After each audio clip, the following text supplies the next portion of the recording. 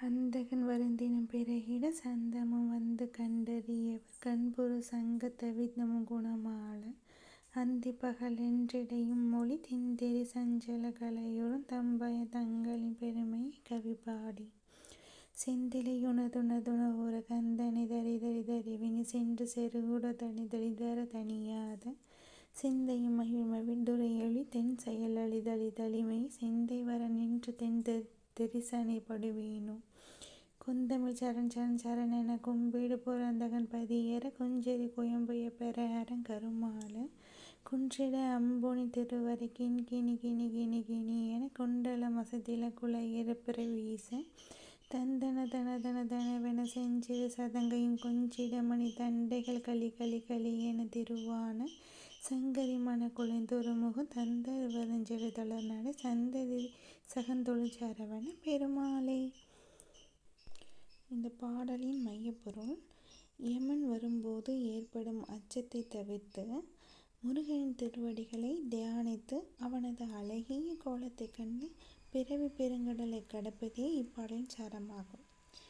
முதல் பாடல்ல பிறவி துன்பம் நீங்குதல், அந்தகன் அதாவது யமன் வருந்தும்படி உலக ஆசைகளிலும் பெண்களின் மாயையிலும் சிக்கி மனமுருகி நின்ற நிலையை நான் தவிர்க்க வேண்டும்.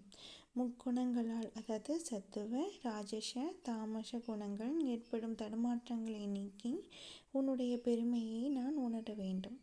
இதில் ரெண்டாவது பாடலில் ஞானம் பெறுதல், அதாவது செந்தூர் திருத்தலத்தில் எழுந்தருளியுள்ள உன்னுடைய ஞானத்தை பெற்று அறிவில் தெளிவு பெற்று என் மனதில் உள்ள சஞ்சலங்கள் யாவும் நீங்கி தெளிவடைய வேண்டும்.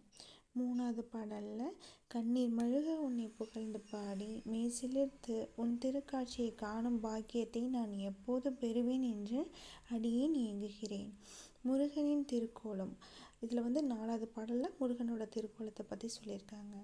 இந்திரன் முதலான தேவர்கள் வணங்கும் தலைவனே, உன்னுடைய திருவரையில் கட்டப்பட்டுள்ள பொன் மேகலையும் அதில் கோர்க்கப்பட்டுள்ள கிண்கிணி மணிகளும் கிணக்கிண என்று ஒலிக்கின்றன. உன்னுடைய காதுகளில் அணிந்துள்ள குண்டலங்கள் பேரொளியாய் வீசுகின்றன.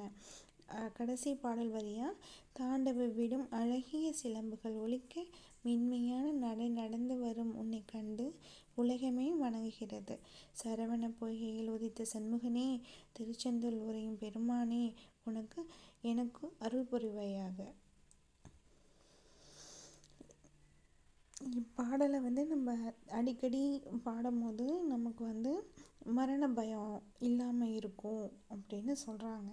அது மட்டும் இல்லாமல் நமக்கு நல்ல தெளிவு கிடைக்கும் அப்படின்னும் இந்த பாடல்களில் குறிக்கிது. நமக்கு அந்த ஒளி, அவர் நடந்து வர ஒளிகளை நம்ம கேட்கும்போது கூட நமக்குள்ள ஒரு நிம்மதியும் பயம் நீங்கியும் எல்லாத்துலேருந்தும் தெளிவு கிடைக்கும் அப்படின்னு சொல்கிறாங்க.